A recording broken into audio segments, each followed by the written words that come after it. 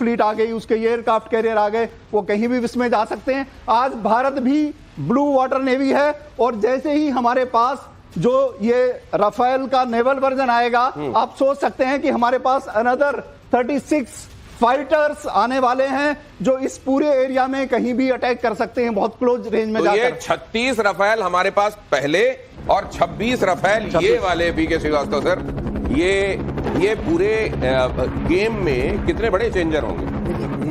Game changer तो है ही है। जो गेम चेंज करता है इसको फोर्स मल्टीप्लायर कहते हैं एयर वेक्टर के लिए, जो नेवल का एयर वेक्टर आएगा।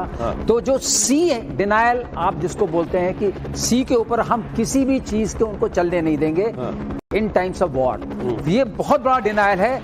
ये पाकिस्तान कंप्लीटली डिपेंडेंट है एनर्जी के लिए उसी राउट से। अगर वो बंद हो जाएगा तो तेल कुछ पहुंचेगा नहीं। पाकिस्तान के जो फॉरेन रिजर्व्स हैं, इस पर भी एक ध्यान देने वाली बात है, सिर्फ 2 महीने के हैं अभी, और अगर हमने इनको हाई अलर्ट पर रख दिया एक महीने तक। एक इंपॉर्टेंट बात कह रहे हैं, क्या सर चाइना जो आप कह रहे हैं कि वो अपने आप को पीछे रखेगा, क्या उसको ये लगता है कि अंडमान निकोबार में अगर मेरी गर्दन पकड़ ली गई तो मेरे लिए मुसीबत हो जाएगी? क्या ये डेटरेंस है उसके लिए? देखिए, डेटरेंस तो है, इसलिए आपके पास 2 एयरक्राफ्ट कैरियर हैं। पहली बात। दूसरी बात, आपके पास न्यूक्लियर सबमरीन है, अरिघात और अरिहंत, और ये न्यूक्लियर सबमरीन होना कोई छोटी बात नहीं। आप जरा मेरे साथ इधर आएंगे। ये जो अभी हम बात कर रहे हैं, ये मलाक्का स्ट्रेट के पास, ये अंडमान निकोबार में जहां हम चोक कर सकते हैं। आप आए गौरव सर, ये जो जगह है, यहां से ये जो कहा जाता है कि दुनिया का सबसे ज्यादा जो कारोबार है, समुद्री कारोबार, वो इस रूट के जरिए होता है, और चाइना पहुंचने वाला तो ज्यादातर जो सामान है वो यहां से होता है। क्या सिग्निफिकेंस है इस जगह की? देखिए, ऐसा है कि जब हम बात करते हैं ना मलाक्का की,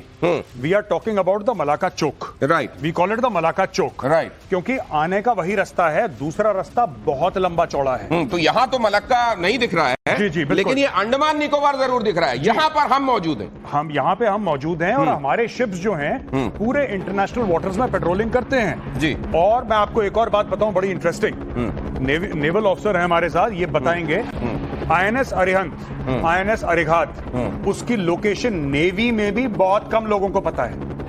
अगर नेवी में भी बहुत कम लोगों को पता है, नेवी में भी बहुत कम। अगर आपको यह लगता है कि कोई डिफेंस मिनिस्ट्री का कोई बहुत बड़ा सीनियर ऑफिसर उसको यह पता है कि अरिहंत कहां पे है, सॉरी, नेवी किसी को नहीं बताती। अरिहंत आया तब पता लगता है एक हफ्ते बाद कि यहां पे अरिहंत आया था। You don't know where that thing is. You don't know where Arighat is. तो यहाँ पे मान लीजिए, यहाँ पे कॉन्फिडेंशियलिटी मेंटेन की जाती है जी, लेकिन क्या दुश्मन भी किसी तरीके से पता नहीं कर सकता? बहुत मुश्किल है। मुश्किल नहीं, स्पेस से भी नहीं पता कर सकता। That is the beauty of that thing and can remain in water for months together. Nuclear submarine. और एक और चीज मैं आपको बताता हूँ, बड़ी इंटरेस्टिंग चीज जी। ये जो अरिहंत है, अरिहंत के क्रू मेंबर्स कौन है, उनकी शक्ल कैसी दिखती है, उनके कप्तान की शक्ल कैसी है, उसका रैंक क्या है, रैंक तो खैर कैप्टन ही होगा वो, या फिर कोई और चीज है, नोबडी नोज एनीथिंग। ये इंटरनेट पे जाके ढूंढ लीजिए, लोग झूठी झूठी फोटोग्राफ लगाते हैं, किसी को नहीं पता अरिहंत कैसा है, क्या है, कैसा दिखता है, कौन सी चिड़िया का नाम है, नोबडी नोज। इस तरीके की गोपनीयता बरती जाती है, और उस नेवी को पावर देने के लिए, पंख लगाने के लिए अब ये राफेल भी आ रहे हैं। राफेल मरीन के संदर्भ में ये खूबसूरत सा ग्राफिक आपके सामने हमने रखा है, ये बताने के लिए कि जब ये मरीन राफेल आ जाएंगे, देखिए दोनों तरह के राफेल को डिफरेंशिएट करने के लिए इसको मरीन राफेल, इसमें फंक्शनैलिटी में क्या अलग होगा ये जरूर आप बता सकते हैं सर। इसको किस तरीके से अलग बनाया गया हो? जी, जो आइए सर, इस तरफ आइए, सेंटर फाइटर एयरक्राफ्ट का जो नेवल वर्जन होता है जी, उसमें जो लैंडिंग और टेक ऑफ होता है, नंबर 1, वो शॉर्ट होता है। देखिए वहां पर जो है, जो हमारे एयर स्टेशन होते हैं, वहां रनवे बहुत लंबा होता है और लॉन्ग रनवे से टेक ऑफ करता है। लेकिन शिप की जो लेंथ होती है वो एक फिक्स लेंथ होती है, तो वहां पर इसमें एक प्रोविजन होता है जहां पर शॉर्ट टेक ऑफ और लैंडिंग हो सकती है। वहां जिस तरह से पहले हम सी हैरियर यूज करते थे पुराने विक्रांत और विराट में, तो उसमें एक vertical take off landing system भी होता था। जब ये बता रहे हैं आपको, साथ में स्क्रीन में इसकी जो खासियत है वो भी फ्लैश कर रहा हूं, जरा दोनों देखते भी रहिए और पढ़ते भी रहिए जी। जी, तो जो हमारे नेवल वर्जन के जो नए रफाल आने वाले हैं, या मिग 31 हैं जो नेवल वर्जन के, इनका जो जब शिप पर आकर लैंड करते हैं तो कैटापुल्ट से पुल करके बहुत कम डिस्टेंस में उन्हें रोक लेते हैं और सिमिलरली उन्हें टेक ऑफ कर लेते हैं और उसी में वहां हैंगर होता है, वो नीचे चले जाते हैं फिर किसी भी मेंटेनेंस के लिए।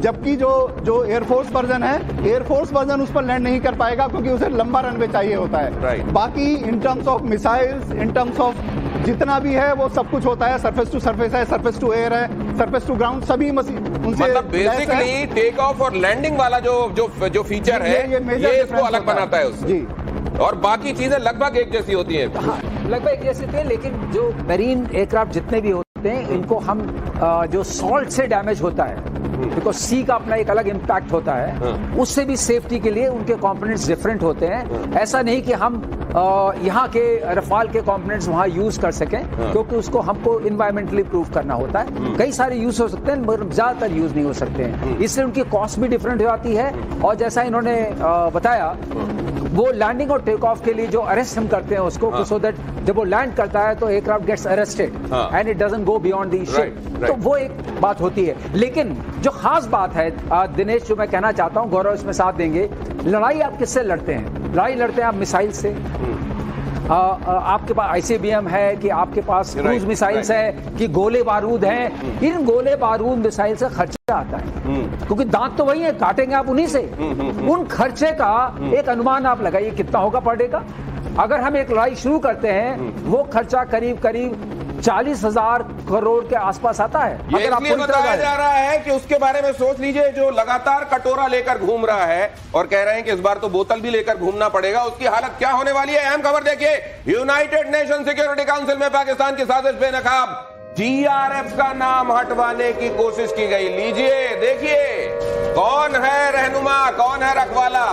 चोर की दाढ़ी का तिनका कितना बड़ा है, तिनका नहीं है, लठ पड़ा हुआ है दाढ़ी में और सामने आ रहा है, वो देख लीजिए आप। ये टीआरएफ का नाम हटवाने की कोशिश की गई। यूनाइटेड नेशन सिक्योरिटी काउंसिल का स्थायी सदस्य है पाकिस्तान। यूएस ड्राफ्ट से नाम हटवाने की सौदेबाजी। यूनाइटेड नेशन सिक्योरिटी काउंसिल में चीन ने पाकिस्तान का समर्थन किया। इस तरीके के समर्थन तो चीन से मिलते रहेंगे। जी बिल्कुल, मौलाना मसूद अजहर के नाम पर भी इन्होंने, चाइना ने काफी गंद डाला था।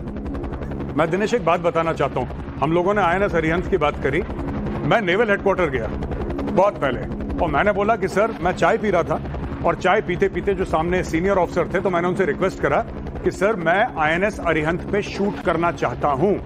उन्होंने मेरी तरफ देखा, पहले उन्होंने घंटी बजाई, वेटर अंदर आया, उससे बोला कि साहब के लिए एक और कप चाय लेकर आओ। तो मुझे पता लग गया कि मीटिंग खत्म हो गई है। उन्होंने ना हाँ बोला, ना बोला, ना अरिहंत का नाम जबान पे लिया, बोला कि साहब के लिए एक और कप चाय लो। मतलब चाय का बड़ा, दूसरा कप चाय हो तो और भी ज्यादा।